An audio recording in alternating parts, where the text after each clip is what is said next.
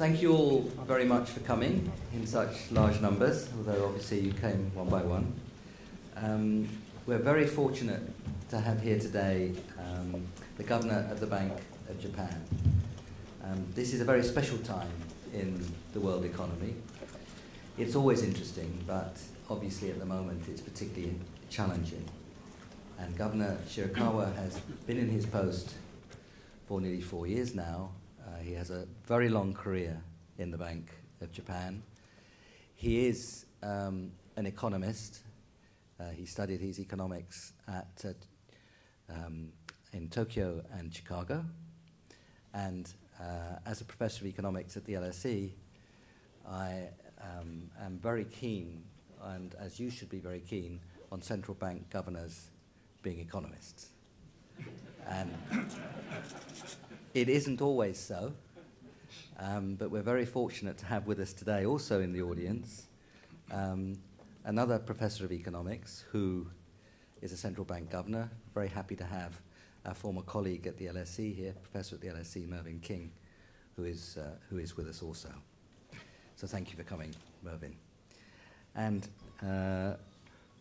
we have had a number of people who've been very helpful in getting this very special occasion together. I'd like to thank the Japanese embassy here in London. Many members have put a lot of time and effort into making this happen and have indeed helped fund this event. Nothing happens for free, so we're very grateful for that. STICKERD, the Suntory Toyota International Centres for Economic and Related Disciplines, which I once had the privilege of chairing, has also helped. And there's what in India at least is called the Life Force. Mikiko Fujiwara has been absolutely sterling in making this event happen. So thank you to all those, and thank you to the Asia Research Centre, which I have the privilege of chairing here, which has also done a lot of work to make this happen. And Ruth, who is here somewhere, is the director of the Asia Research Centre. Ruth Katamuri has been very active as well. So thank you very much to all of you. But thank you particularly to Governor Shirakawa.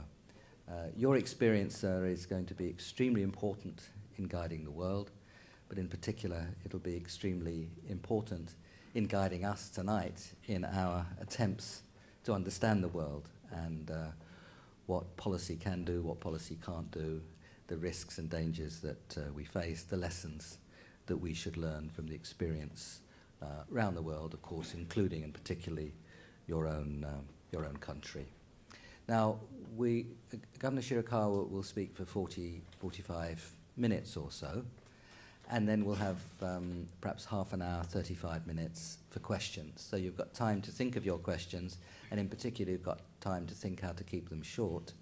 So I'd be very grateful if you could do that so we can get as many possible in. The questions, we would like to take the questions from anybody here who is a student and teacher, and anyone off the streets of London who's come along to learn and to study. We're not keen to take questions from the press at this stage. They get so many opportunities to ask Governor Shirakawa questions, which they invariably take. And we thought on this occasion it's a chance to be amongst academics and students and those interested in policy, a university audience. So that's where we will make the priorities for the questions. So please identify yourself when you ask, and please keep it short. So, Governor Shirakawa, thank you so much for coming, and we're looking forward very much to hearing about deleveraging and growth. Is the developed world following Japan's long and widening road? Thank you.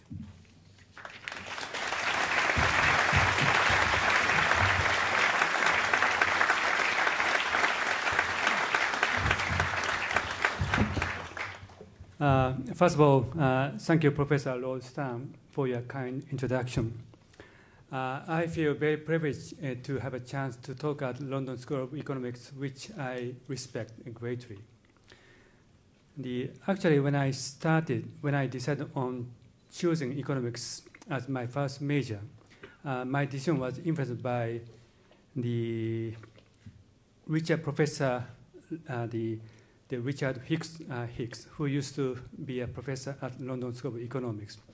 And so that my decision was partly motivated by reading the book by written the very famous the professor at this London School of Economics.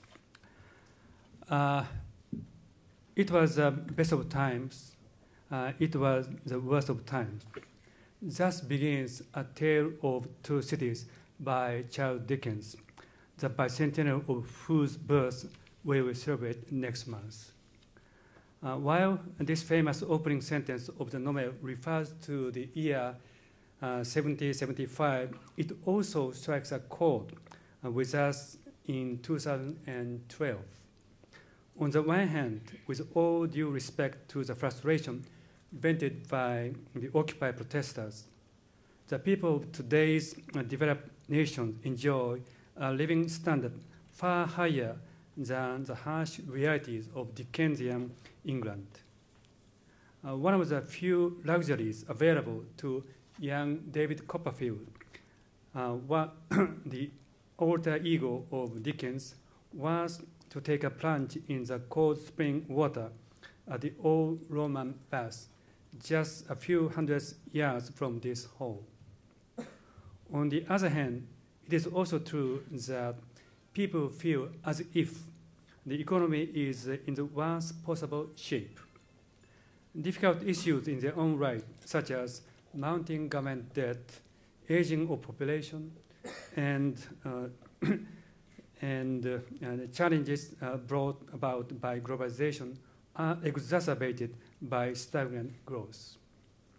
These days, when people discuss the grim economic outlook for developed countries, I find that Japan's experience is often cited. In the past 20 years, Japan's growth rate has been very low. As this chart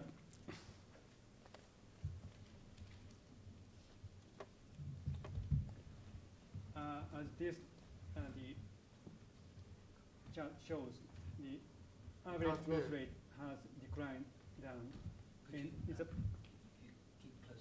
Okay. In the past 20 years, average growth rate was 1%. So steady decline in growth rate. The people ask whether their economies are going to experience a lost decade, or more recently, the two lost decades, like Japan. As a governor of Japan's central bank, I have a mixed feeling when I hear Japan's experience referred to in such a negative context. And I should also note, for the reason I explain later, that it is not appropriate to bunch the two decades together. Nevertheless, I cannot deny that this question also provides much food for thought for other developed countries. Therefore, with apology to two talented Liverpudlians, and the song that they wrote over 40 years ago, I would like to share with you some of my thoughts today on the theme, is developed world following Japan's long and winding road? It will be my great pleasure if my speech can be of some benefit to you. To me, the question of whether other developed countries will repeat Japan's experience is itself surprising and appears to indicate that a significant intellectual change is now underway.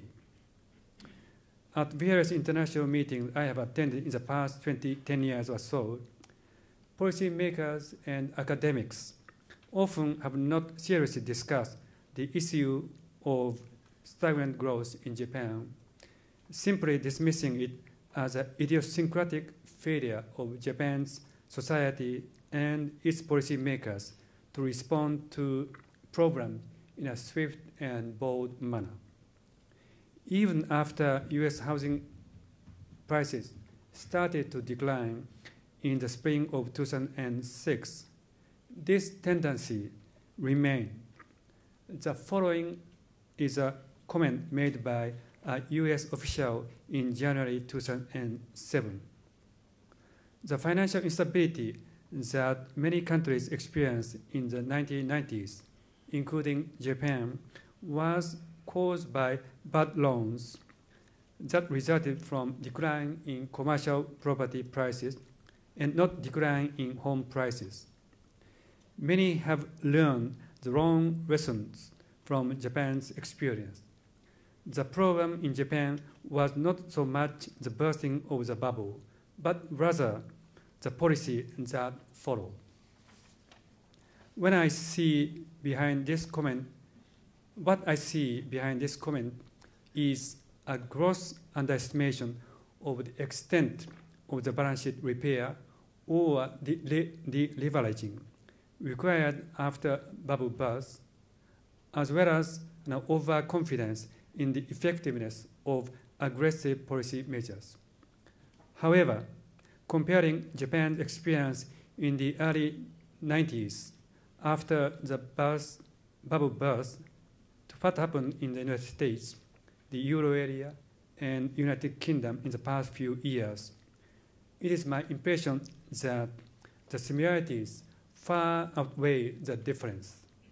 What happened in Japan was not unique to Japan. The first similarity is economic performance.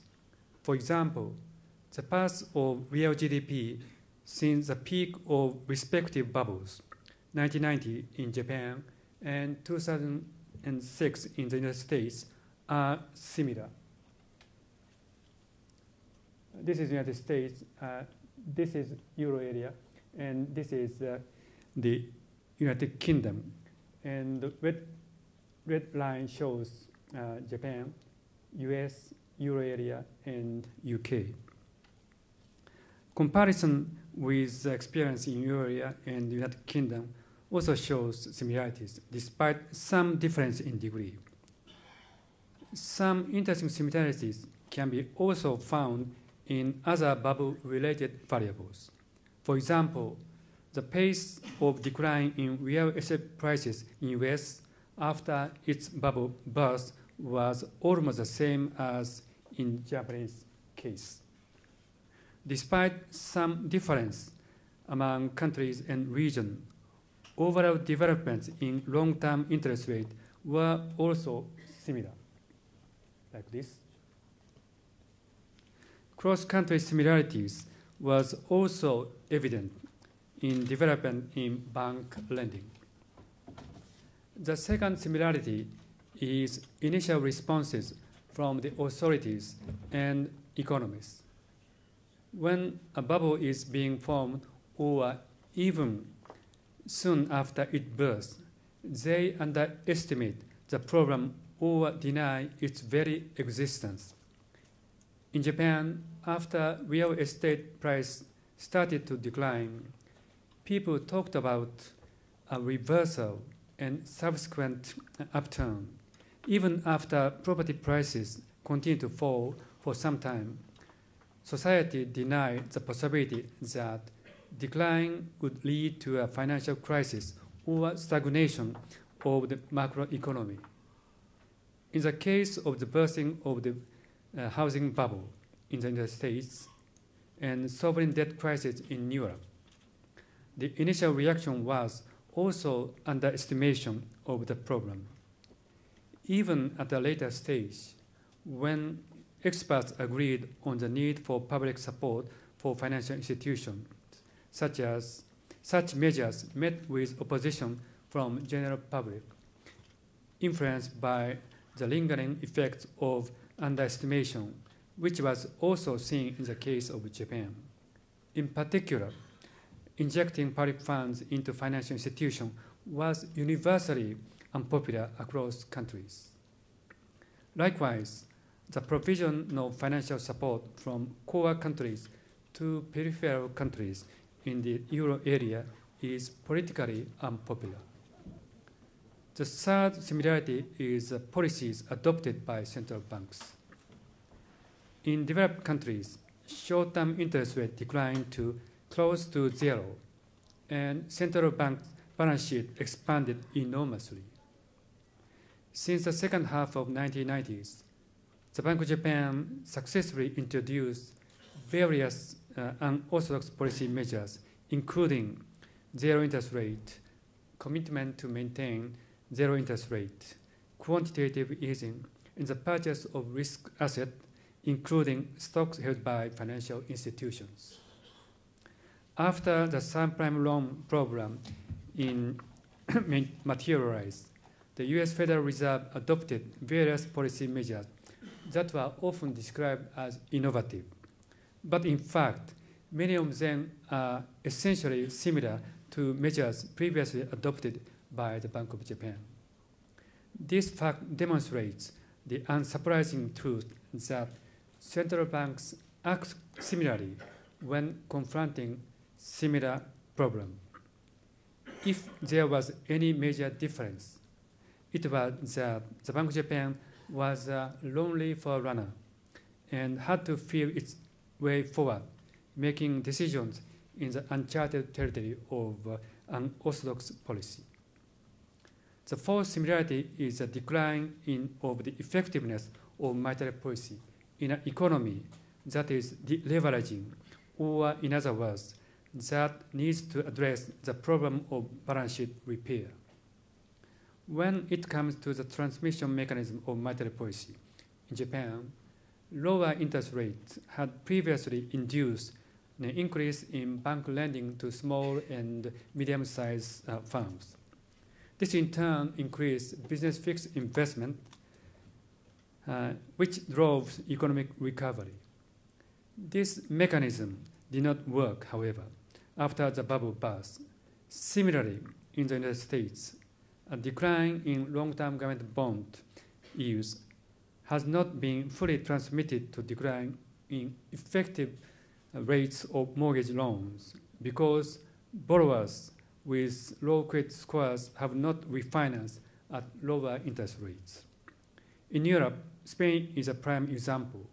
Bank lending rates have risen due to higher interest rate for covered bonds, reflecting a deterioration in the quality of real asset collateral. I have gone through some similarities between the current state of the US, European economies, and Japan's experience. Needless to say, there are also differences. The first difference is the fact that Japan never became the epicenter of a global financial crisis. The most important reason for this is that the Japanese authorities did not allow the disorderly failure of financial institutions.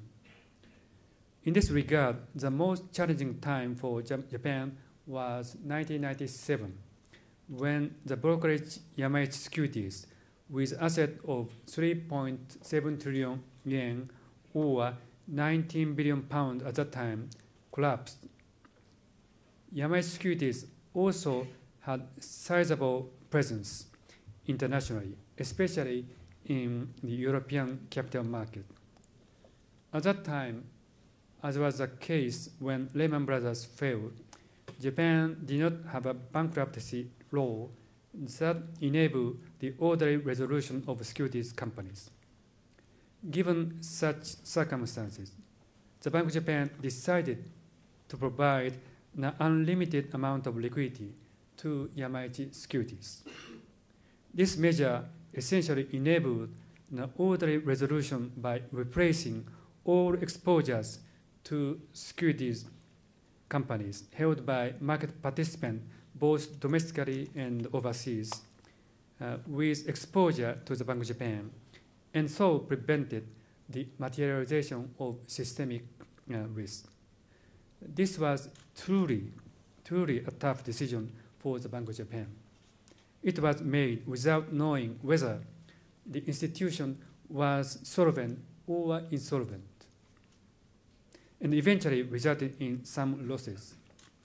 I would say, however, that benefit of preventing systemic risk from materializing far exceeded such costs. As a result, Japan did not experience a sharp and significant plunge in economic activity like the one that followed the collapse of Lehman Brothers, and negative impact from financial turmoil in Japan did not spread to the rest of the world. The second difference is the length of time before the economy was exposed to acute market pressures after bubble burst. In the Japanese case, non-performing assets were mainly loan assets, which were not marked to market. For that reason, it took more time before unrealized losses were recognized, and correspondingly, it took longer for the financial institution involved to be exposed to acute market pressures. On the other hand, in the recent case of the United States and Europe, the problem started in the securitized product market, which enabled the recognition at a relatively early stage of losses based on mark-to-market valuation, and therefore market pressure intensified earlier than in the Japanese case. As a result, a financial crisis materialized at an early stage, and financial system stability measures were introduced in a relatively prompt manner. Examining these differences further, however, the plunge in output might have been limited in the case of Japan simply because the scope of the crisis was confined within the country. Even if financial system measures are introduced at an earlier stage, these measures do not mark the end of deleveraging that characterizes an economy after the bubble burst. What happened in Japan, the United States, and Europe was basically the same: the paying down of debt or deleveraging. For the purpose of considering policy responses after the bursting of a bubble, I believe that examining similarities and differences in this way show that it is most constructive to focus on similarities instead of differences, and then consider factors peculiar to each country. In order to explain these similarities and differences, I would like to comment on Japan's economy in a little more detail. Specifically, I will explain some facts about economic growth in Japan by looking at 3 different time horizons.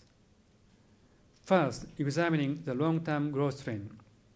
Japan is known as a country which once recorded surprisingly high growth rates, just like China has done in recent years.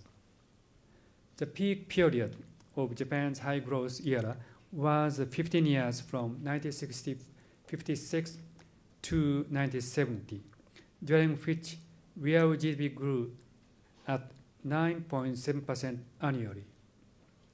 Incidentally, this growth rate is exactly the same as that recorded by China in the period starting in the early 90s. However, the good times inevitably come to an end sooner or later for any country enjoying such high growth. This is because some of the conditions that support high growth, especially the labor supply from rural areas to cities and high rate of increase in labor force, will eventually reach their peak. Second is a medium-term horizon. Although Japan's high growth period ended in the 1970s, its rate of economic growth continued to be much higher than in other developed countries. Since the 1990s, however, Japan has ceased to be a high-growth economy, even in a relative sense. In the past 20 years, as I said before, Japan's growth rate has been very low at 1.0% annually in real terms and 0.4% in nominal terms. This is why the past 20 years are sometimes called Japan's two lost decades. Third is very short-term growth development. Japan's economic activity plunged after tragic earthquake and tsunami on March 11th last year, but recovery proceeded at a higher than expected pace thanks to efforts by companies, individuals, and public sector. Although Japan's economy is not immune to a slowdown in the global economy, compared to United States and Europe, the stability of Japan's financial system and financial market is notable, as evidenced by the risk spreads observed in funding market and corporate bond market. With a three-time horizon that I have just explained, hereafter I will focus on medium-term economic developments. Although I have used the phrase the two lost decades, the cause of low growth in Japan in the 1990s and 2000 were different, and it is somewhat misleading to discuss the two periods together. In the 1990s, low growth was mainly brought about by the deleveraging associated with unprecedented the bursting of the bubble.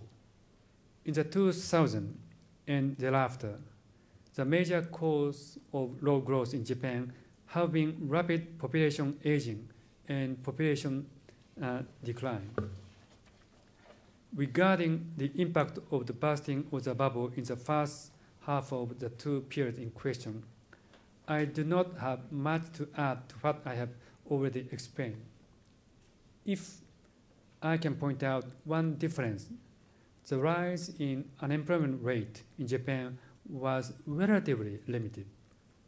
Japan's unemployment rate peaked at 5.4%, significantly lower than the double-digit figures reached in the United States and major European countries.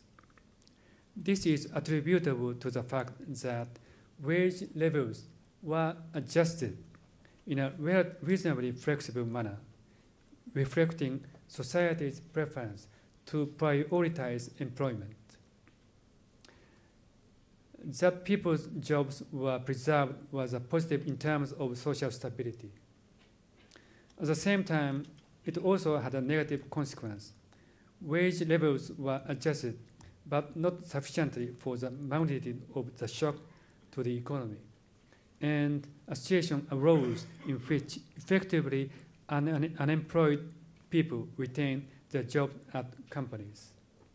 This delayed the necessary reallocation of resources to respond to demand and cost changes after the bubble burst. The decline in wage levels also contributed to deflation through a decline in the prices of services, which are labor-intensive. In fact, a significant portion of the inflation differential between Japan and US reflects change in service price rather than goods price. As for the second of the two lost decades, low growth was mainly attributable to demographics, or more precisely, a rapid aging of the population. This is real GDP growth rate. As this chart shows, Japan's performance is worse among these major countries. When we look at real growth of per capita GDP, then our performance is almost the same as other major countries. And when we look at the GDP growth rate per working age population, then Japan is the highest. This shows how demographics affect Japan's economy.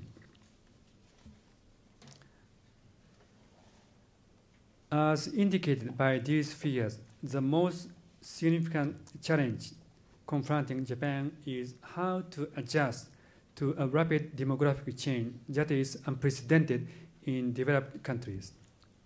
To a significant extent, the decline in growth rate and deterioration in fiscal conditions are attributable to a failure to adjust to rapid change in demographics.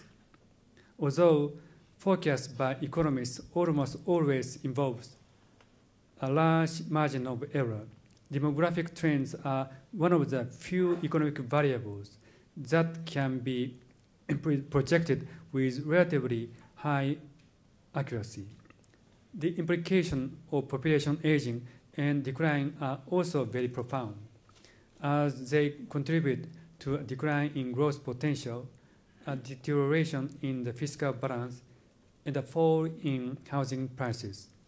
Given that other developed countries will face the same problem despite some difference in timing and magnitude, the economic effects of demographics deserve further study. Now I would like to focus on key questions which I pose at the start of my speech. Is the developed world following Japan's long and winding road? Of course, this is not the kind of the question that can be answered with a simple yes or no. Policy measures are shaped by not only economic factors, but also responses of society and political world. Every country has its own unique complexity, both in social and political terms, of which outside observers have only a limited knowledge. Therefore, instead of providing a direct answer to the question, I would like to list 3 factors that define the length of time necessary for adjustment. The first factor is the size of excess debt accumulated before a crisis. And if we simply look at rough estimate of excess debt, it appears that a lengthy period of adjustment is inevitably required. The scale of global credit bubble formed toward the middle of 2000 was indeed gigantic. The second factor is growth potential. In the end, whether the amount of debt assumed by an economy is excessive or not can be judged by considering it in the proportion to the economy's size. For 2 economies with the same amount of debt, the one with higher growth potential can lighten the burden of excess debt faster. Having said that, growth potential is not fixed and can change as a result of policy measures and the response of the society after bubble bursts. In that sense, avoiding collateral damage from the bursting of a bubble becomes extremely important. Collateral damage could materialize in various ways. For example, in a low-growth economy that is in the process of deleveraging, social stress tends to intensify and is more likely to result in the rise in protectionism and excessive government intervention. When lending to non-viable firms continues for political or social reasons, the resultant decline in productivity growth will lower growth potential. Furthermore, monetary policy can also distort economic incentives. Lower interest rates and abundant liquidity are necessary, but if they continue for a long time, they may lower productivity by keeping inefficient firms alive. Necessary adjustment will also be delayed if low interest rates discourage the government from making efforts to restore fiscal balance. Population decline will also prolong the adjustment of excess debt by lowering growth potential. Although these are common problems for the developed world, the decline in population growth and aging of the population profile are most serious in Japan. the rate of population growth is lower in Japan than in the United States, the Euro area, and United Kingdom. More importantly, the fast pace of decline in the population growth rate has been placing burden on Japanese economy and society. Also, compared to Japan, the contribution to population growth from immigration is significant in the United States and many European countries. However, this contribution from immigration could diminish if stagnation of economic activity is prolonged. The third factor is growth rate of growth in global economy. Since the early 2000s, Japan's economy gradually overcame the post-bubble effects of deleveraging. However, Japan was also greatly helped by the high growth in the global economy at that time, growth that was almost unprecedented in the past several decades. In retrospect, during that period, the global economy was in the very process of creating a global credit bubble and also led by strong performance of emerging market economies. Given that growth rate in developed countries are currently restrained by post-bubble deleveraging effect, it is now of prime importance that emerging economies continue growing without causing inflation or bubbles of their own. Of these three factors that define the length of time needed for deleveraging, the first one, the initial size of excess debt, is given once a bubble bursts, but we can still influence the remaining two factors, the growth potential of individual economies and growth momentum in global economy as a whole. After the bubble bursts, the priority is to maintain the stability of financial system. At the same time, it is also important to adapt the economy to a new environment and to resist pressures that would lead to collateral damage. This requires strong will and determination. Given the limited time remaining, I would like to wind up my remarks by briefly explaining my thoughts on the role of central banks in this difficult period. In addition to the aforementioned four similarities, there is another similarity between Japan, the United States, and European countries after the bursting of their respective bubbles. That is, opinions are sharply divided with respect to the role central banks should play. In the United States, criticism of aggressive central bank measures seems to prevail, as evidenced by negative reaction by politicians to the QE measures. In other developed countries, however, central banks apparently face rising expectation and demand to deal with the situation against a background of sluggish growth.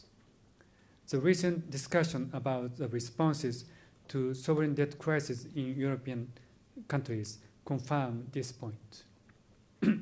Maintaining price stability and financial system stability are important goals of central bank, but central banks are not able to solve all problems, especially in an economy characterized by zero interest rate and deleveraging.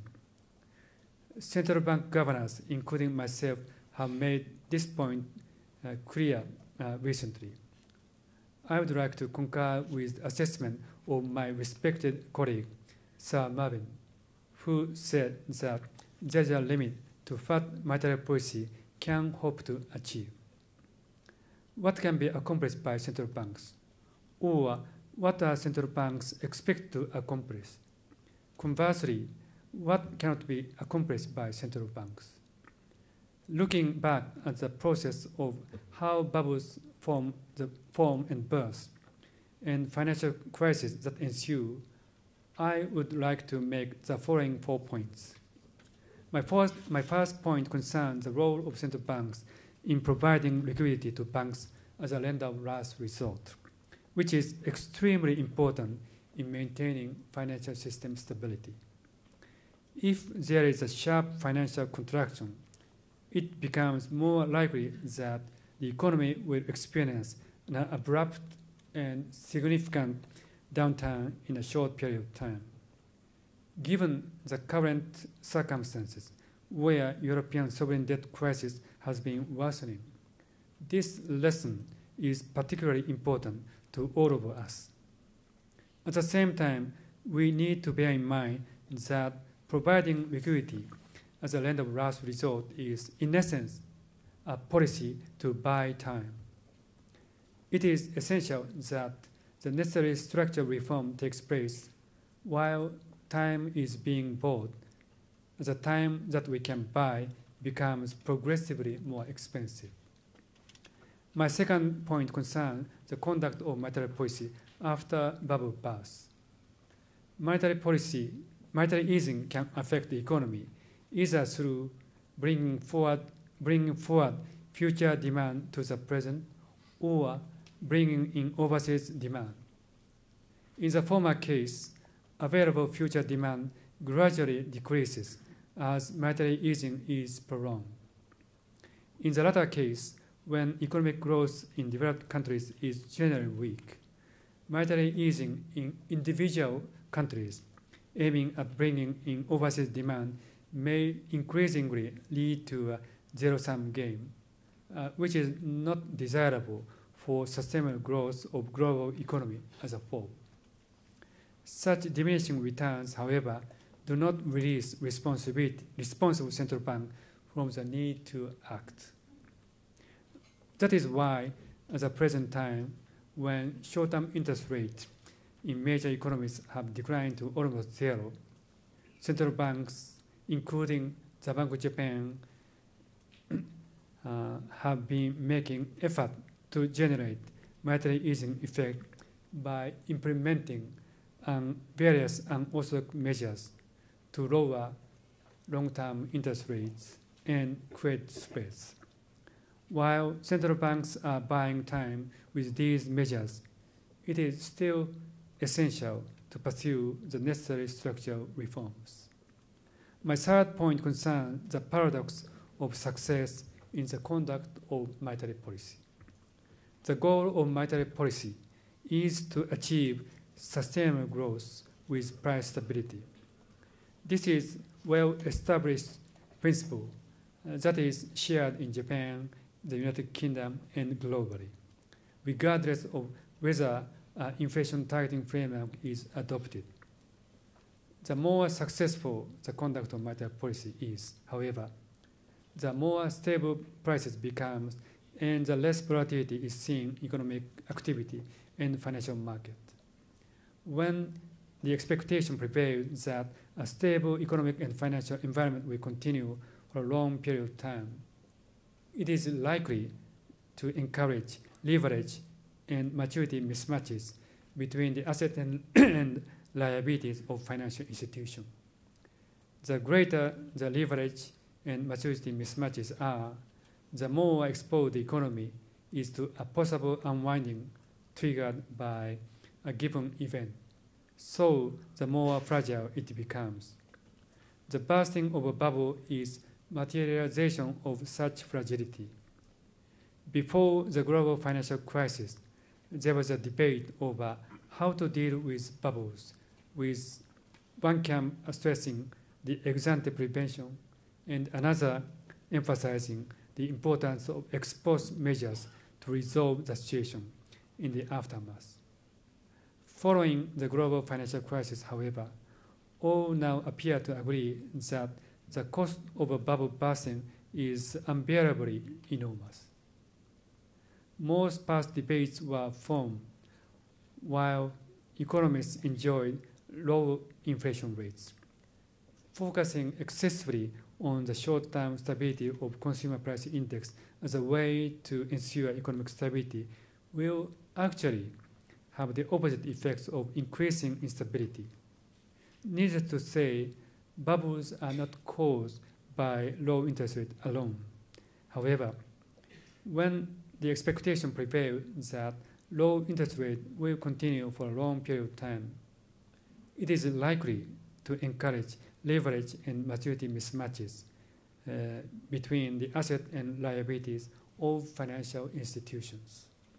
In that sense, I believe that in the conduct of monetary policy, central banks also need to be attentive to the accumulation of financial imbalances. My final point concerns the regulatory and supervisory framework. Looking back at how bubbles are formed, the bottom line is that it comes down to aggressive activity by both borrowers and lenders. Financial institutions' activities are influenced not only by the expectation that a stable environment will continue, but also by incentives created by the regulatory and supervisory framework. As for the background to such aggressive activities by financial institutions, almost without exception, regulation and supervision did not prevent them from getting involved in risky lending, which was, in retrospect, an attempt to improve their lower profitability. This was the case in the Japanese bubble period, and European financial institutions did the same thing during the formation of global credit bubble in the middle of 2000s. Central banks and the regulatory and supervisory authorities in individual jurisdictions are currently working to reform the regulatory and supervisory frameworks. One important issue in this regard is how to find the right balance between two important tasks: restraining excess risk-taking and securing the profitability of financial institutions. The recent financial crisis has certainly left not one, as the Beatles song said, but many a pool of tears. As a result, if I may return to the Dickens quote, it feels for many of us like the worst of times.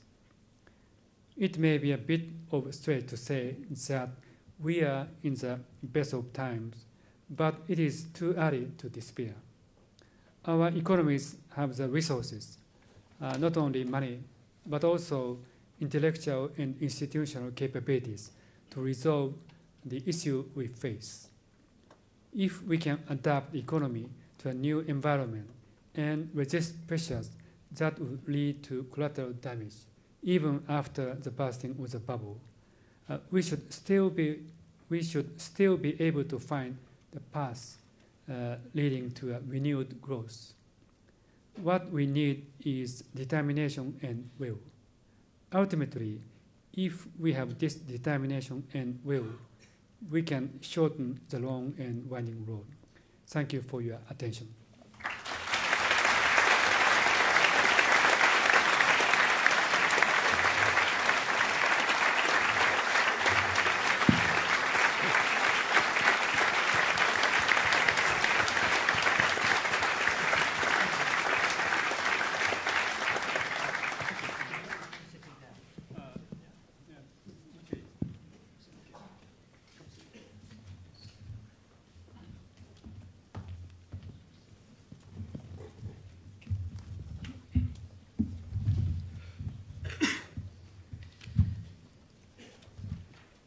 Thank you very much, Governor Shirakawa, for a very thoughtful, wise lecture, and we've all learned enormously from what you had to say.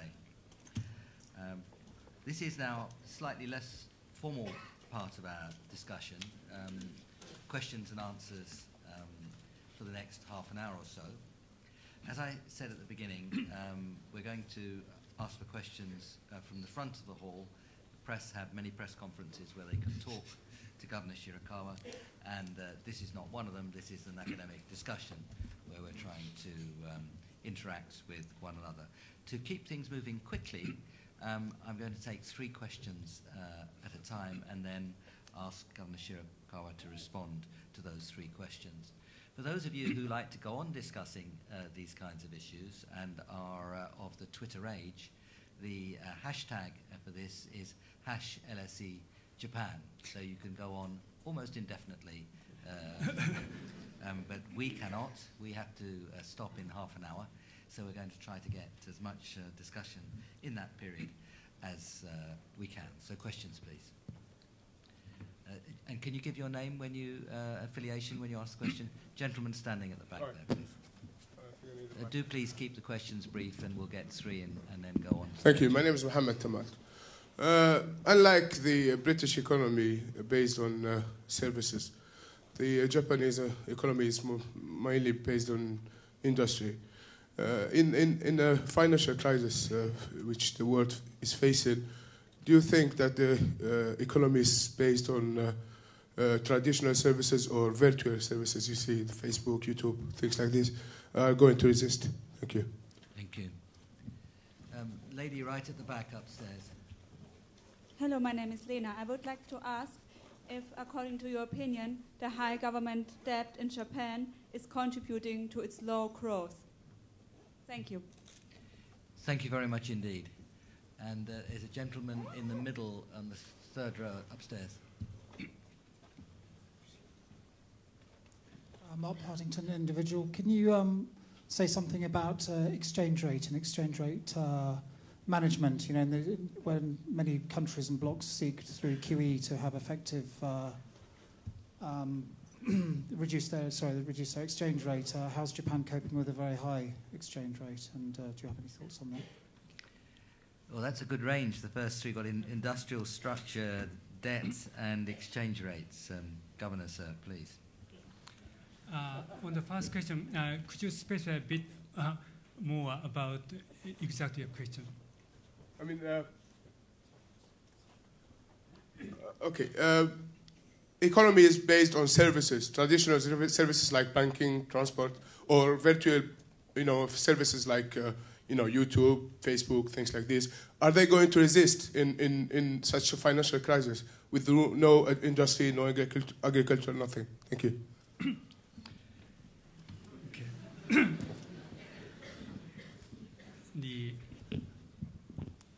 I'd like to answer each question in turn. On first question, we had that kind of discussion prior to crisis. If the economy is diverse, then those economies are less prone to financial crisis or shock. But actually, the various industry is interrelated in terms of basic economic function. For instance, the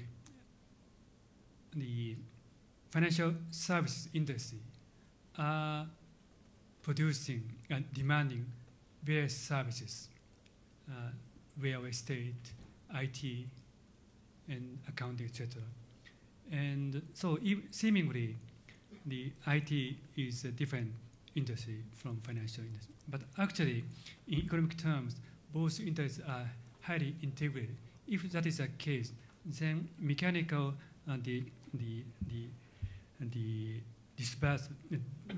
mechanical diversity of industry doesn't say this economy is not immune to financial crisis. So what is needed is true diversity. But I don't say the service economy is less prone to financial crisis. On the second question, the answer to your question is yes. Japan, the fiscal situation in Japan is,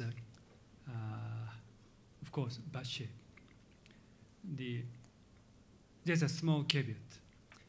People often talk about ratio of gross debt to GDP. And by this criteria, Japan's rate is almost 200%, which is greater than that of Greece. But if we look at net debt relative to GDP, then the ratio is a bit above 100%. but even so, Japan's fiscal shape is bad. And as I said, Japanese society is now rapidly aging. And given the level of welfare program enjoyed by elderly people, the working age population or younger people are shouldering more burden. And what's worse is uncertainty involved. So people can know what amount of burden they have to shoulder in years to come. And this creates uncertainty, and this depresses the spending. Through that route, the high debt is depressing the economy. So in recent years, I'm raising my voice for the need for fiscal reform. The third is exchange rate. This is a very subtle issue to answer in the presence of mass media. But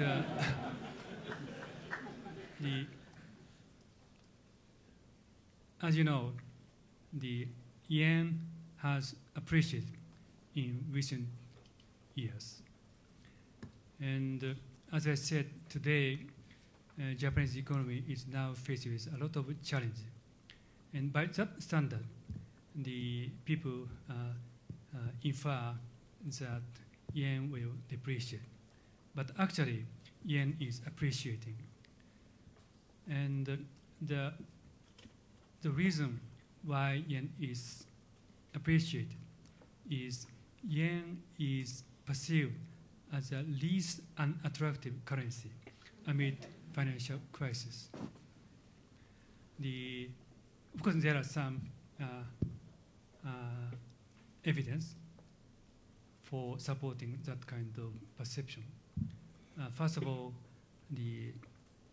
every crisis starts from the funding shortage. In terms of foreign currency funding, Japan is a fortress. Japan is very robust. We are running surplus on current account, and net creditor position to the rest of the world is huge. The ratio of net outside credit to GDP is almost 60%. And therefore, even in the presence of European debt crisis, Japanese yen is regarded as the least unattractive currency. And appreciation of yen hurts Japanese economy, at least in the short run. And we are faced with weakening business sentiment. That's why we strengthened monetary easing 2 times in the past 6 months. When it comes to exchange rate policy more generally, in recent times, I'm always saying the following thing. The industrial countries is now faced with almost zero interest rate. Industrial countries is now concerned by the deleveraging process. If countries pursue, if the country try to increase demand by aggressive monetary easing, what will happen? Domestically, demand is not created just because economy is faced with the deleveraging process. Then the money will flow into emerging market economies, which is the only area where economy is now growing. But many emerging market economies are embracing the pegging of exchange rate relative to GDP, more or less. They coupled with the accommodative monetary policy on the part of the industrial countries, especially United States. This is translated into booming of emerging market economy. This is good in the short run, but eventually bubble will burst, or eventually inflation will go up. And this will backfire on developed economies as well. So my point is we have to think about the effect of monetary policy measures on emerging market economies and eventual feedback through its own economies. And the same remarks applies to emerging market economies. Given that the industrial country is faced with the leveraging process on a massive scale, the central bank have to think about its global implication as well. Of course, each central bank is responsible for economy in each jurisdiction. That applies to my own central bank. But also, we have to think about the global implication. And that's my comment on exchange rate policy in this point of time. Thank you. Thank you very much. And we'll take 3 more questions. Lady at the back there.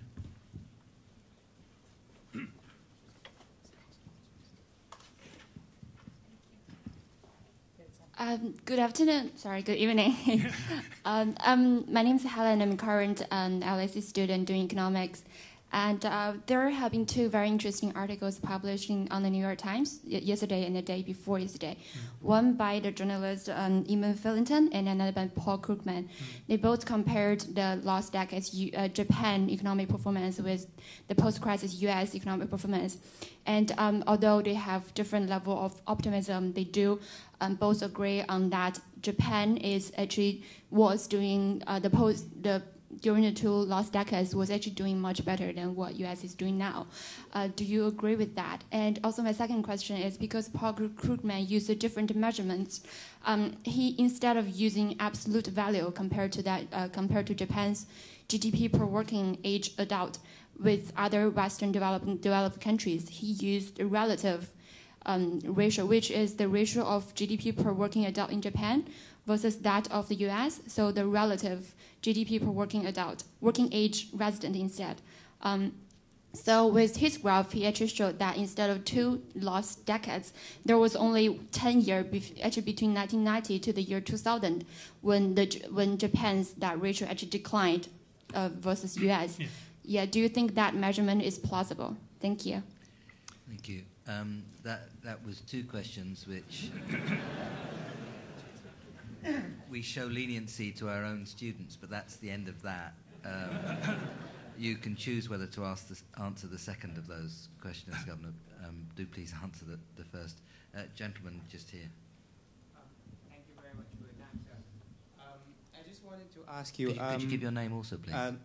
Sorry, my name is Kishan. I just wanted to ask you, during the 1930s when Germany was going through hyperinflation and they introduced the Rentenmark, I just wanted to ask you, what are your thoughts on introducing, let's say, if Japan is facing deflation, I know population growth and all of that, but if the expectation that the currency will not lose value, if a new currency such as the Rentenmark were to be introduced and people's expectations were to change, then maybe it could restart inflation back in Japan. I don't know. What were your thoughts on that? Okay. A gentleman just in a scarf, just near to you there. Yeah, thanks. Thank you. My name is Hanagaki, Japanese student of LSE. I want to ask you what kind of policy is effective for Japan to get out of deflation? Thank you. Okay. I read Krugman's article with great interest, and actually I talked with him a month ago. And I'm a fan of reading his daily blog, and he's very smart, and he gives me a lot of insight. He's very candid. When we compare the Japanese economy with that of other developed countries after bursting bubble, at least Japan's performance is not so bad. In that sense, but I'm not saying Japan is doing well. What I am trying to say is countries are faced with difficult challenges if the countries allow the formation of bubble. So the point is which country is better performing or not? Well, which country is least least poor performer? What is needed is, first of all, what is needed is to prevent another bubble, and second is to prevent collateral damage. If I borrow the word which I use in my presentation, the relevant measure for assessing the performance of economy is ultimately the growth of per capita consumption. That's my thinking. Just to look at the real GDP is not appropriate, given that the population is declining. Just look at the per capita income is not sufficient, because ultimately the amount of consumption determines the welfare of each individual. The second question is Rentenmark in 1920s. In the case of German after First World War I, the problem was hyperinflation. But Japan is now is not experiencing inflation. And Japan's problem is how to cope with mild deflation. But to be more exact, Japan, the recent consumer inflation rate is almost zero. So actually, Japanese economy is not experiencing deflation, but at least Japan's economy is not experiencing inflation. Given that environment, the introduction of Rentenmark is not a pressing issue for Japanese economy. But I understand your point, and if I interpret your question slightly differently, what is a way for changing mindset of people? And this is the pertinent question. And this leads me to the third question. What is the effective policy tool to cope with deflation? The typical answer, or the typical answer which was given up until recently was just to print money. But we have already experimented with this. We have expanded our balance sheet enormously. But still, we cannot witness the increase in inflation rate. And there are two reasons why deflation has proceeded. One is the decline in wage rate, which I explained in my presentation. The flexible adjustment of nominal wage was both good and bad. It was good in the sense that we can maintain the employment. We avoided massive unemployment. This was positive. But at the same time, decline in wage rate was translated into lower prices of services, which are labor intensive. Both are the two faces of the same coin. But anyway, this is one reason why Japan experienced deflation. The second and more fundamental reason is that Japan's growth rate, Japan's potential growth rate is trending down. Given that people can expect that their future income will increase in a steady manner. Therefore, people spend less. And this is translated into deflation. So what is needed is the effort, every effort to raise potential growth rate. This is a difficult question, but I'm always pointing to two factors, two measures. One is to increase effective labor supply by increasing the labor participation rate, especially by the female and the elderly. The second is to increase productivity. The connotation of productivity or connotation of increasing productivity is rather technological one.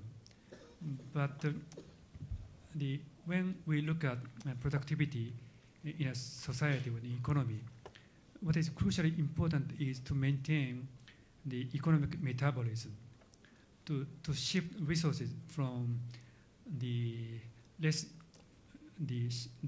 shift from resources from the area where demand is not increasing to the area where demand is increasing. And this is crucially important to raise productivity in a society. So there's no magic solution, and we have to make every effort to raise potential growth rate. And eventually, people start to recognize that potential growth rate is gradually increasing. Then people spend more, which is translated into a bit higher inflation rate. Thank you. Gentleman on the end there. Hello, Andrew Milligan's my name. Can I just pick up your last point about whether or not central banks can create inflation? You're absolutely right that, of course, the quantitative easing that we've seen in the Bank of Japan and here in the UK and the US as well has been the buying of financial assets. But surely central banks can create inflation through actually money supply growth, through, in effect, providing vouchers to every single consumer in the country to go out and spend by a set date. So there's a social or political decision to be taken about whether or not an economy wishes to create inflation.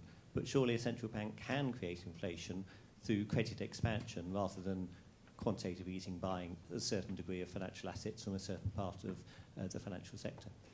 Thank you. The gentleman at the front row here.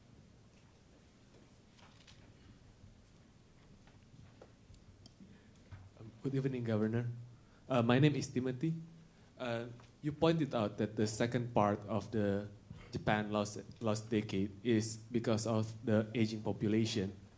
And if the aggressive monetary policy has worked so well, then does that justify the aggressive monetary policy that is being pursued by central bankers all around the world?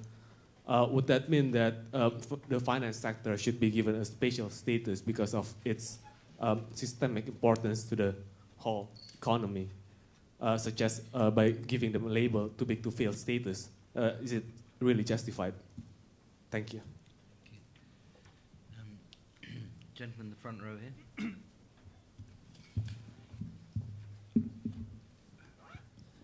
Toby Chambers, We Care Foundation. You mentioned that central bankers around the world now have probably reached the limit. Is that an admission that the central banks are actually out of bullets and we can't really solve this problem? Okay. I got 3 questions, which are more or less the same. So I'd like to answer all these questions simultaneously. First of all, what is the most crucial role that central bank could play? I think the most crucial role played by central bank is to maintain financial system stability.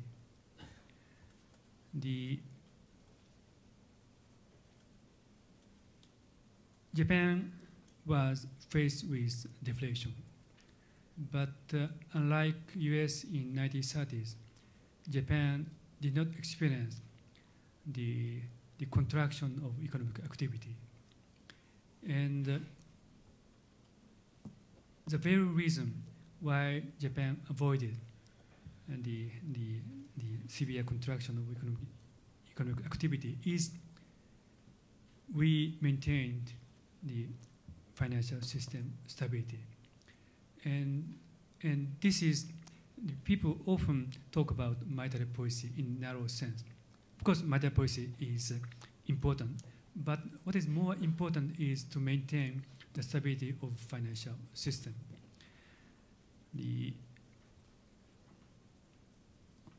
I was a student at the University of Chicago many years ago, and I took Friedman's last class. He said two things about role of monetary policy. One is to prevent the money from being the source of instability of the economy. Money perform very useful function, but at the same time, money sometimes becomes a source of instability. In order to avoid that situation, central bank acts as a lender of last resort in an aggressive manner, and this remains true even today.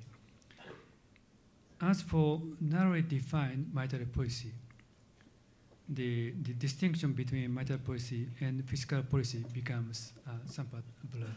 That is your point of question. There's no clear-cut answer to that question. What Bank of Japan did was to engage in monetary policy with some element of quasi-fiscal policy. For instance, we bought the stocks held by financial institutions because Japanese financial institution held sizable amount of stocks. The one stock price decline, then this affects the behavior of financial institution in an adversary manner, which in turn affects economic activity. Therefore, we decided on purchasing stocks held by financial institutions. And also, we are now purchasing the exchange trust fund, real estate trust, etc. This is an unorthodox measure. And this is somewhat, we are somewhat entering into the area affecting the allocation at micro level.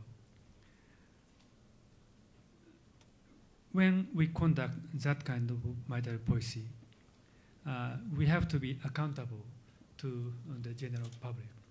So before starting this operation, we, Bank of Japan, described the general principle for doing this kind of policy measures. But again, there's no clear-cut answer.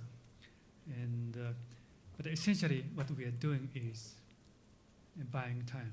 So in the meantime, the government or society have to tackle is the very essence of the problem.